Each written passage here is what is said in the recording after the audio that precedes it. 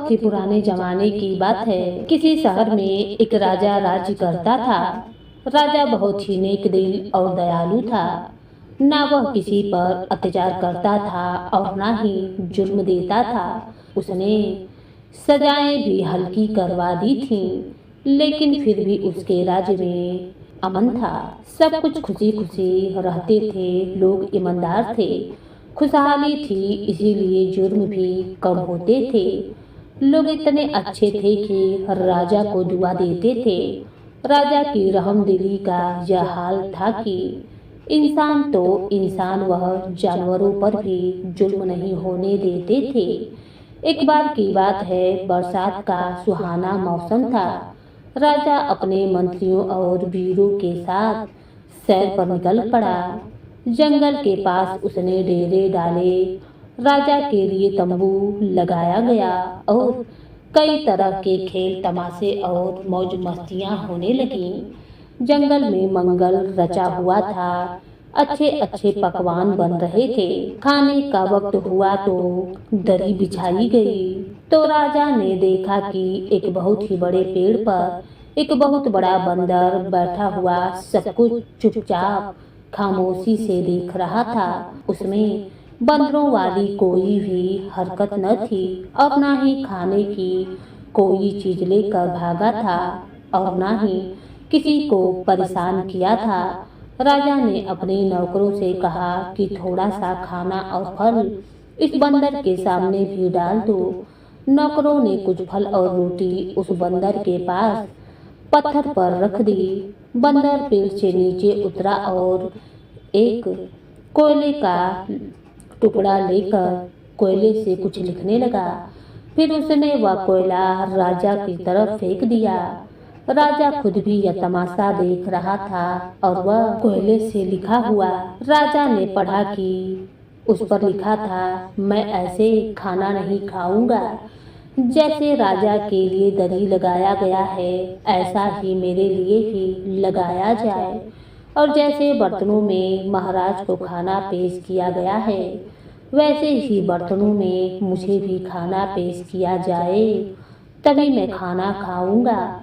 राजा बहुत हैरान हुआ कि एक बंदर न सिर्फ लिख पढ़ सकता है, बल्कि इसका इतना ऊंचा दिमाग भी है।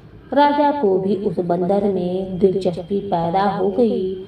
उसने अपने नौकरों को हुक्म दिया कि इस बंदर के लिए भी हमारे जैसे दरी लगाओ और वहीं पर खाना पेश करो जो हमें पेश किया गया है। राजा के हुक्म पर बंदर के लिए भी वैसा ही दरी बिछाया गया।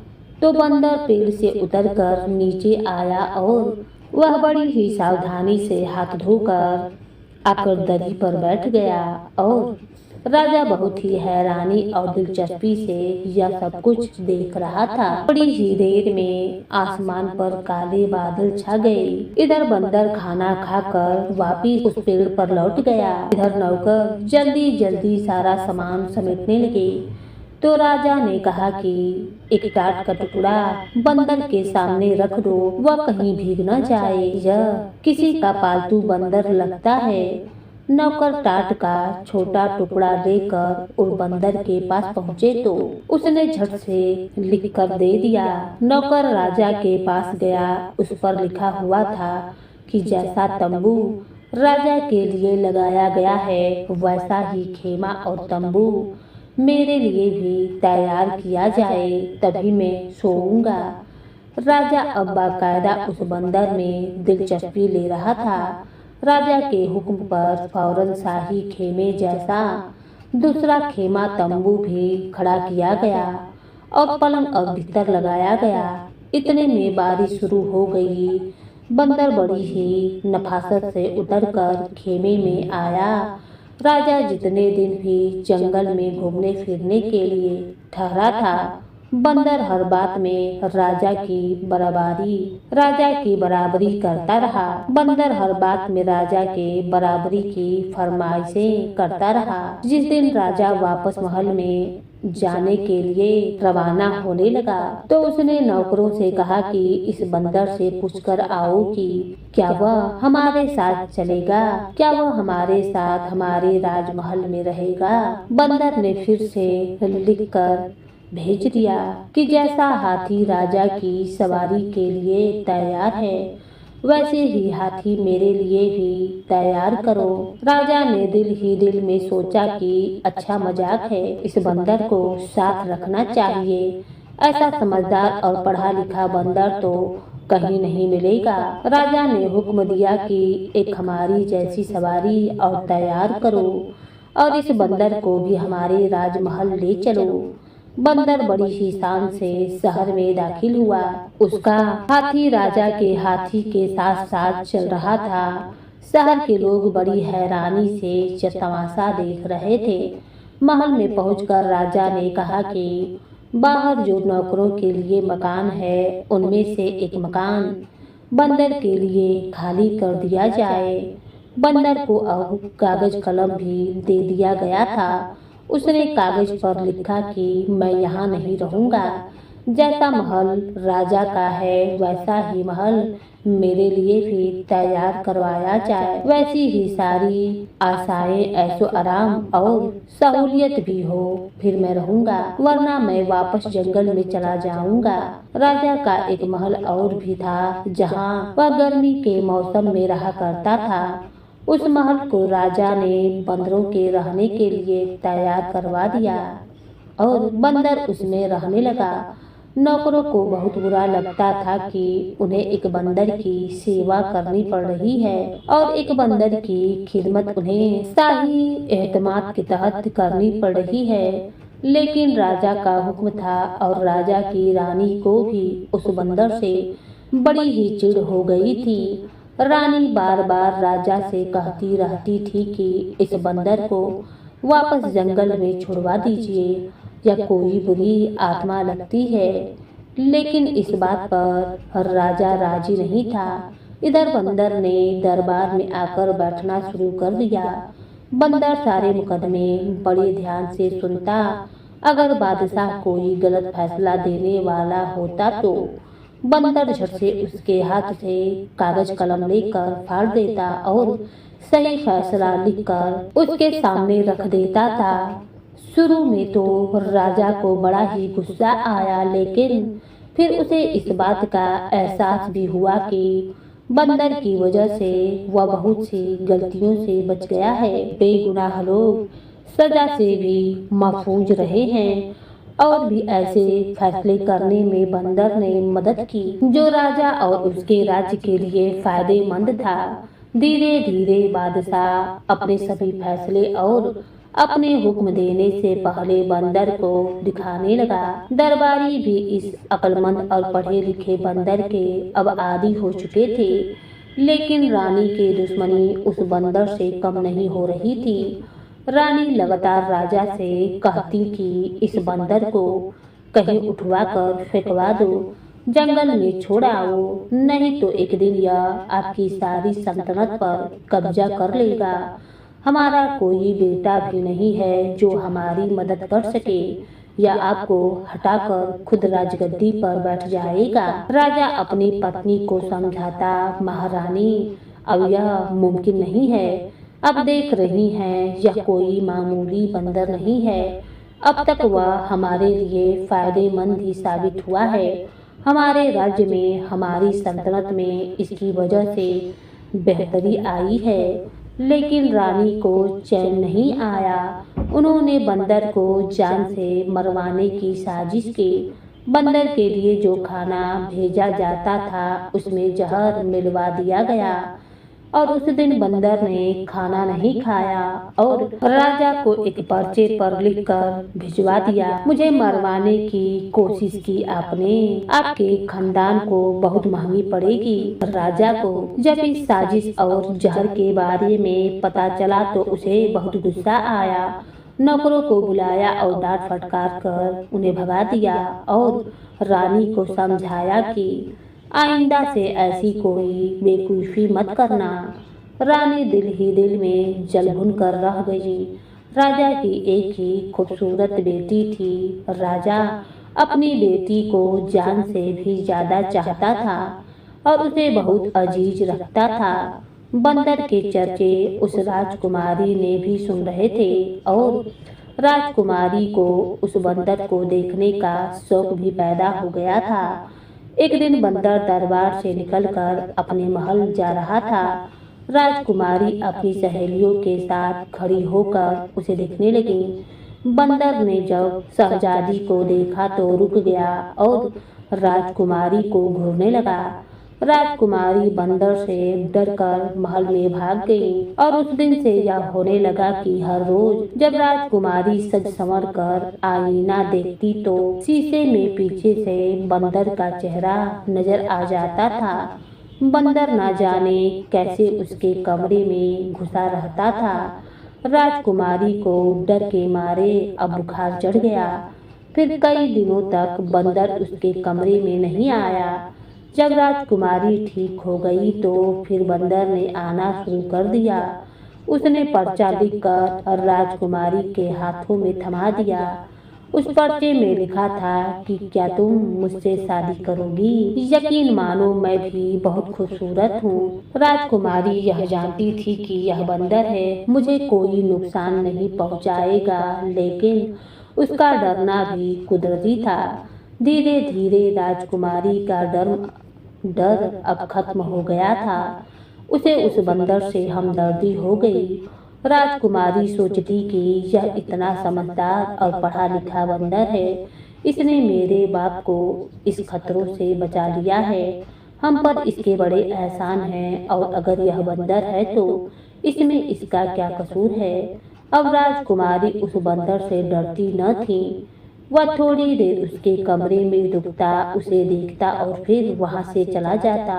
होते होते यह बात रानी के कानों में जा पहुंची। उसने तो सारा महल सर पर उठा लिया और बंदर को खूब बुरा भला कहा, गालियां दी और राजा के पास जाकर रोना धोना शुरू किया और कहने लगी, अब तो हद ही हो गई है महाराज। आपका वह चहेता बंदर अब आपकी लाडली बेटी के पीछे हाथ धोकर पड़ गया है। या तो उसे निकाल दो या फिर मैं जहर खा लूंगी। मैं तो तंग आ गई हूँ। राजा ने राजकुमारी को बुलाकर पूछा, क्या बंदर तुम्हें परेशान करता है? राजकुमारी ने सारी बातें बिल्कुल सही सही बता दी और कहा कि पहले मुझे इससे बहुत डर लगता था, लेकिन अब नहीं लगता है। मुझे इससे हमदर्दी होती है। पता नहीं कौन है और इस पर क्या मुसीबत पड़ी है। राजा को अब इत्मीनान हो गया कि चलो राजकुमारी की जान को कोई खतरा नहीं है, लेकिन फिर भी उसे यह बात पसंद नहीं आई कि बंदर इस तरह से राजकुमारी के कमरे में आ जाए।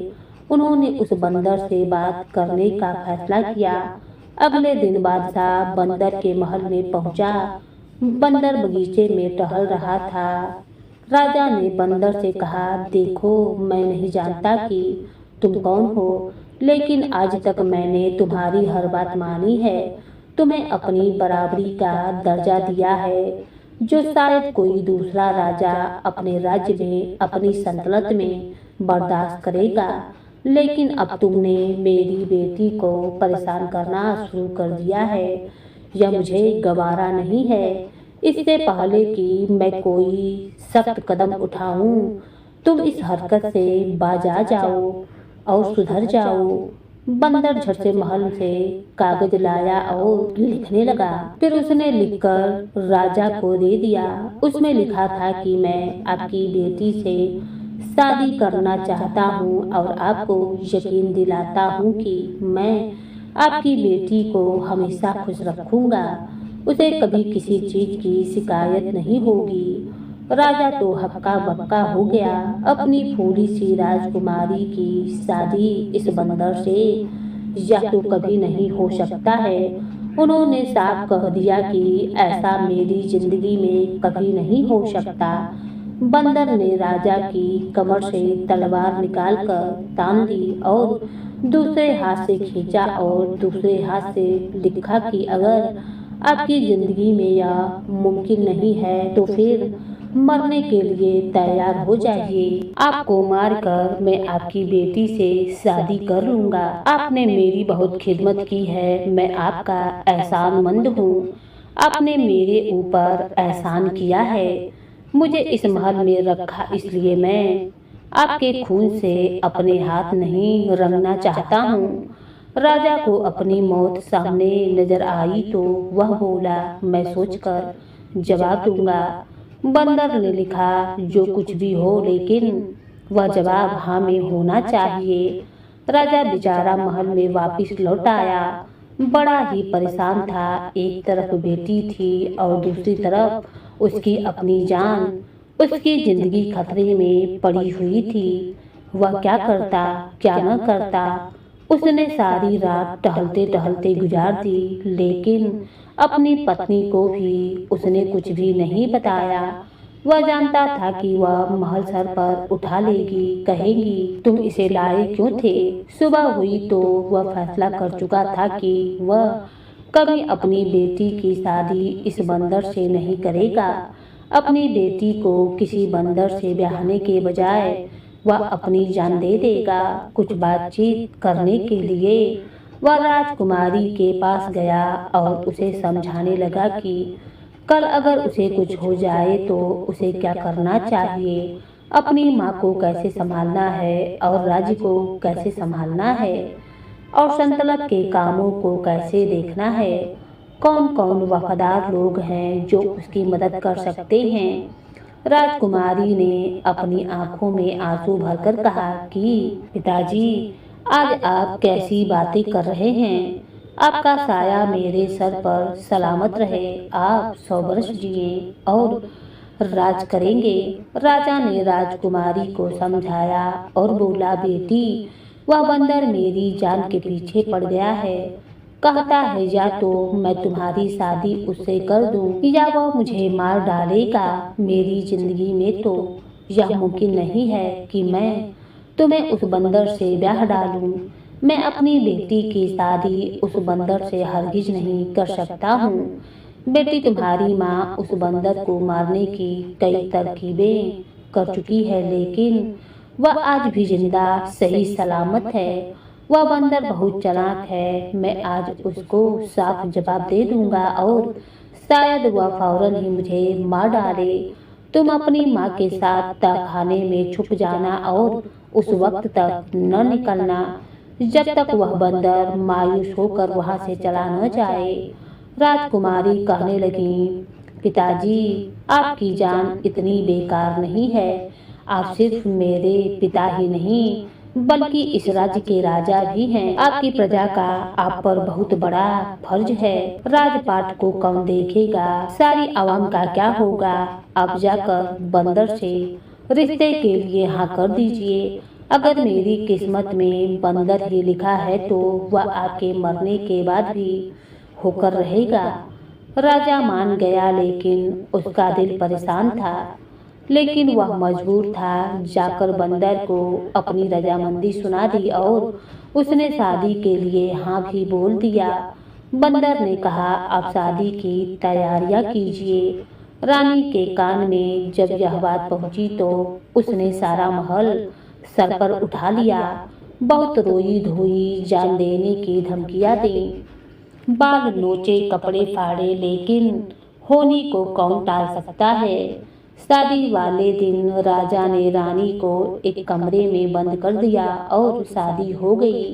राजकुमारी विदा होकर बंदर के महल में चली गई। उसकी विदाई हो गई तब उसकी माँ को खोला गया।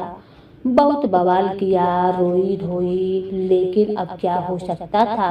अगले ही दिन सुबह जब राजकुमारी महल में आई तो बहुत खुश थी। सब हैरान हुए। उसकी माँ उसे गले लगाकर रोने लगी, लेकिन बेटी ने कहा, माँ, अब रोने धोने से कोई फायदा नहीं है। जो मेरी किस्मत में था वो हो गया। मैं खुश हूँ। माँ तो हैरान थी। वह बोली, तू उस बंदर के साथ खुश है। राजकुमारी बोली, हाँ, मैं खुश हूँ। अब रोना धोना बंद करो। राजकुमारी दिन में अपने बाप के महल में रहती थी रात को अपने महल में चली जाती थीं। खुशी और इत्मीनान उनके चेहरे पर झलकता था। बेटी को खुश देखकर बादशाह भी खुश हो गए, लेकिन उनकी माँ को यह बात किसी तरीके से हजम नहीं होती थी कि उनकी बेटी एक बंदर के साथ कैसे खुश है। एक दिन माँ ने छानबीन करने की ठान ली। रात को उन्होंने नौकरानियों वाला कपड़ा पहना, नौकरानी बनकर बंदर के महल की तरफ निकल पड़ी। आमतौर पर बंदर अपने महल का दरवाजा अंदर से बंद कर लेता था, लेकिन इत्तेफाक से पता नहीं कैसे उस दिन महल का दरवाजा खुला हो गया। रानी चुपके से अंदर घुस गई। राजकुमारी के कमरे का दरवाजा भी बंद था। अंदर से हंसने बोलने की आवाजें आ रही थीं, किसी मर्द के बोलने की आवाज भी थी। और तब रानी ने ताज्जुब के मारे खिड़की से अंदर झांककर देखा। उसके तो तोते उड़ गए। अंदर राजकुमारी के साथ एक खूबसूरत सुंदर राजकुमार जैसा नौजवान युवक बैठा था। दोनों हंस हंस कर एक दूसरे से बातें कर रहे थे। माँ ने दिल में सोचा, अच्छा यह बात है, तभी तो मैं कहूँ कि मेरी बेटी इतनी खुश क्यों है। फिर वह जाने के लिए पलटी तो उसे एक तरफ बंदर की खाल दिखाई दी। माँ ने सोचा, जब इतना खूबसूरत जवान है तो इतनी मोटी खाल अपने ऊपर क्यों रखता है और बंदर क्यों बना रहता है। अगर मैं इस खाल को जला दूं तो यह फिर दोबारा कभी बंदर नहीं बन सकेगा। यही सोचकर वह बंदर की खाल उठाकर महल में ले आई और आकर उसे आग में जला दी। इधर आग लगी और उधर वह राजकुमार जलने लगा। बचाओ बचाओ बचाओ कहता हुआ भागा और गायब हो गया। हैरान परेशान राजकुमारी महल में पहुंची तो देखा कि खाल जल रही है। उसने जल्दी जल्दी आग बुझाई। देखा कि उसकी माँ का कारनामा है। उसने कहा, हाय माँ, आपने क्या किया, मेरा सुहाग उजाड़ दिया। हाय माँ, या आपने क्या किया, भला मुझसे आपकी क्या दुश्मनी थी। उसकी माँ बोली, मुझे क्या पता था बेटी, मैंने तो सोचा कि ना यह मोटी खाल रहेगी और ना तुम्हारा दूल्हा इसे पहनेगा। राजकुमारी का रोते रोते बुरा हाल हो गया था। वह बोली, माँ, मैंने आपसे कहा था ना कि मुझे मेरे हाल पर छोड़ दो, लेकिन आपको भी चैन नहीं था। अब ठंडक पड़ रही है आपके दिल में। उसकी माँ चुप हो गई। खुद अपने हाथों से अपनी बेटी को बर्बाद कर दिया। जैसे ही राजा को यह बात पता चली तो उन्होंने दूर दूर तक घोड़े दौड़ा दिए, लेकिन कहीं से उस बंदर राजकुमार की खबर न आई। राजकुमारी की तो हालत देखी ही नहीं जाती थी। सूखकर काटा हो रही थी। न खाती थी, ना पीती थी, ना हंसती थी, ना बोलती थी। कुछ दिन ऐसे ही गुजर गए। फिर राजकुमारी जोगन वाले कपड़े पहनकर राजकुमार की तलाश में निकल पड़ी। जंगल जंगल, शहर शहर भटकते भटकते पाँव में छाले पड़ गए। सब रंग रूप मंदा पड़ गया।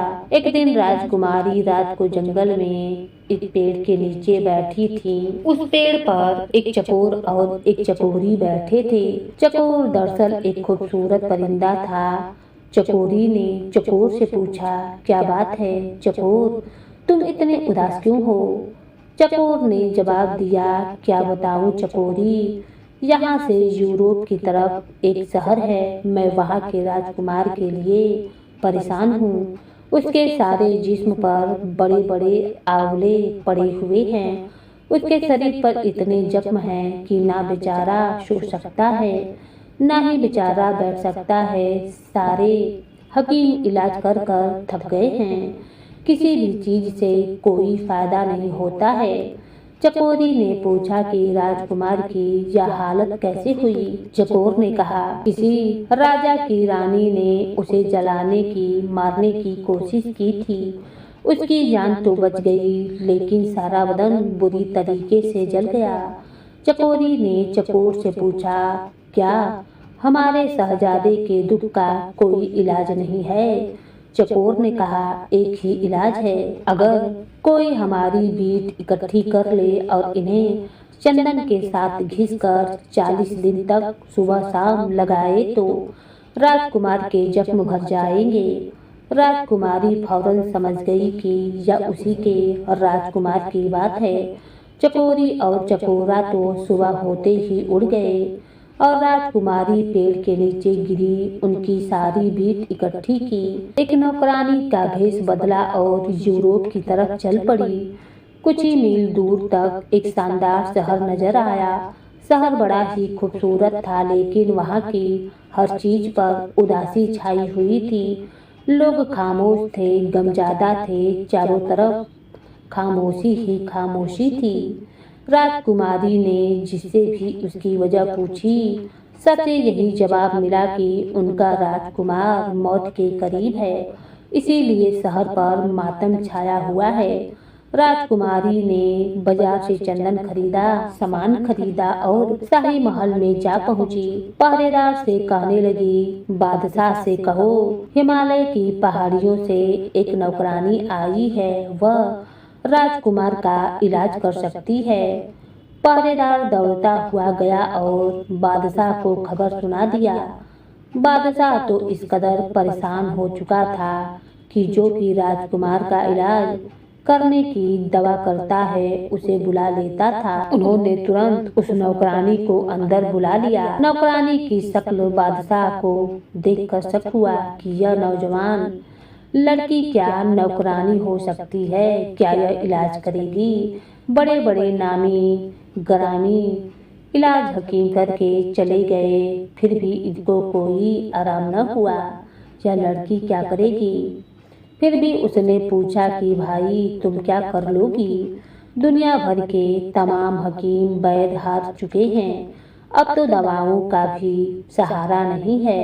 राजकुमारी बोली, हुजूर अगर 40 दिन तक राजकुमार ठीक ना हुए तो जो चोर की सजा होती है वही मेरी सजा होगी। राजा फौरन राजी हो गया। राजकुमारी कहने लगी कि मुझे राजकुमार के बगल वाला कमरा चाहिए ताकि मैं दिन रात उनका इलाज कर सकूं। राजा के हुक्म पर फौरन उसे कमरा दे दिया गया। जब राजकुमार के पास पहुंची तो उसकी हालत को देखकर उसका दिल रोने लगा। उसने बड़ी मुश्किल से बर्दाश्त किया। फौरन अपने कमरे में जाकर उस चंदन के साथ चकोरा चकोरी की बीट पीसकर बड़े एहतियात से शहजादे के जिस्म के जख्मों पर लगा दिया। फिर उसने वह लेप उसके सारे जिस्म पर लगा दिया।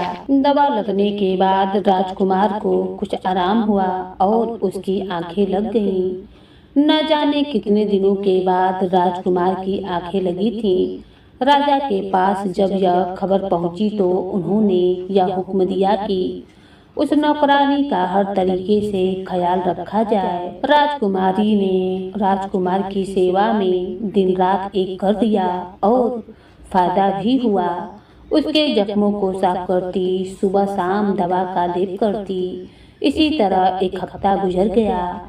राजकुमार को इतना फायदा हो गया कि वह अपने अगल बगल की चीजों पर ध्यान देने के काबिल हो गया। धीरे धीरे महीनों भर में राजकुमार के जख्म पूरी तरीके से ठीक हो गए, लेकिन अभी भी खाल कच्ची थी। वैसे भी चकोरा चकोरी ने 40 दिन के इलाज की बात कही थी, तो राजकुमारी इसी तरह उसके जख्मों पर मरहम लगाती रही। राजकुमार उसकी सेवा का दिल से तारीफ करता था और राजा ने तो उसको बहुत भारी इनाम देने की तैयारियां कर रखी थी। लेकिन हुआ ही कुछ अलग। 40 दिन के बाद दवाइयां उसने राजकुमार के शरीर पर लगा दी और किसी से कुछ कहे सुने बगैर महल से निकल गई और सीधे अपने शहर के लिए रवाना हो गई। उसने राजकुमार से उसकी अंगूठी जरूर मांग ली थी, लेकिन उसे यह पता नहीं चला कि वह चली जाएगी। इधर महल में राजकुमार की सेहत और अच्छे हो जाने की जश्न की तैयारियां जोर शोर से चल रही थीं, लेकिन नौकरानी का कहीं भी पता नहीं था। राजकुमार परेशान था और राजा हैरान था कि कैसी नौकरानी थी। अपनी मेहनत का एक भी पैसा लिए बगैर ही चुपचाप खामोशी से चली गई। ना कोई इनाम मांगा, ना ही धन दौलत मांगा। कुछ दिन के बाद राजकुमार को अपनी नई नवेली दुल्हन की याद आई। अभी उनकी शादी को काफी समय अभी उसकी शादी को 2 ही महीने गुजरे थे कि यह मुसीबत आन पड़ी थी। वह जानता था कि उसकी इस हालत की जिम्मेदार उसकी सासू माँ थी, लेकिन उसने यह बात किसी को नहीं बताई। एक दिन वह अपने पिता की इजाज़त लेकर शिकार के बहाने निकला। शिकार के बहाने से सीधा अपने ससुराल जा पहुंचा। उसने शाही कपड़े पहन रखे थे और उसके साथ फौज का काफी दस्ता चला गया था। नौकरों ने उसे पूरे एहताम के साथ महल में बैठाया और राजा को खबर दी। राजा बेटी के गम में पहले से और भी बूढ़ा हो गया था। मेहमान ने खड़े होकर उसको इजाजत दी, सम्मान किया। राजा ने फिर पूछा, बेटा तुम कौन हो और कहाँ से आए हो? मैंने तुम्हें पहचाना नहीं। राजकुमार ने अदब से कहा, आप भले मुझे ना पहचानो, लेकिन मैं आपको अच्छे तरीके से पहचानता हूँ। आपका मुझ पर एहसान है। मैं वही बंदर हूँ जिसे आपने अपनी बराबरी का दर्जा दिया था और अपनी बेटी से मेरी शादी की थी। बादशाह उस खूबसूरत नौजवान राजकुमार को देखता ही रह गया। कहाँ वह बंदर और कहाँ यह राजकुमार? उसने हैरान होकर खुशी से पूछा, लेकिन यह कैसे मुमकिन है? राजकुमार ने कहा कि मैं अपनी कहानी आपको बाद में सुनाऊंगा। अब क्या मैं अपनी दुल्हन से मिल सकता हूँ? राजा ने कहा, वह अब भी उसी महल में रहती है जहाँ तुम पहले रहते थे। उसने तो दुनिया ही छोड़ दी है। तुम शौक से वहाँ जा सकते हो। राजकुमार हैरान और परेशान होकर सीधा अपने महल में आ पहुँचा। राजकुमारी गम की तस्वीर बनी बैठी थी। राजकुमारी का फूल सा चेहरा मुरझाया हुआ था। रो रो कर आंखों में हल्के काले धब्बे पड़ गए थे। राजकुमार को अपने सामने खड़ा देखकर उसे यकीन ही नहीं आया कि राजकुमार वहाँ पर आ पहुँचा है। अब राजकुमार बोला, राजकुमारी तुम्हारे प्रेम ने मुझे जहाँ पर खींच लाया है। तुम्हारी माँ ने तो मुझे मारने में कोई कसर नहीं छोड़ी थी। मेरा सारा शरीर बड़े बड़े ओलों से भर गया था। मेरे बचने की कोई उम्मीद न थी। राजकुमारी ने पूछा, फिर आप ठीक कैसे हुए? राजकुमार ने कहा, एक नौकरानी मेरे पास आई थी।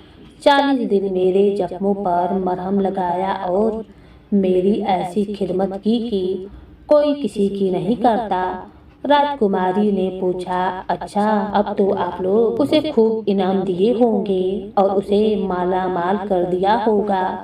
राजकुमार बोला, नहीं, हैरानी की बात तो यह है कि मेरी एक अंगूठी लेने के सिवा उसने कुछ भी न लिया और बगैर किसी को कुछ बताए चुपचाप कहीं चली गई। राजकुमारी ने अंगूठी दिखाते हुए पूछा कि क्या यही अंगूठी थी?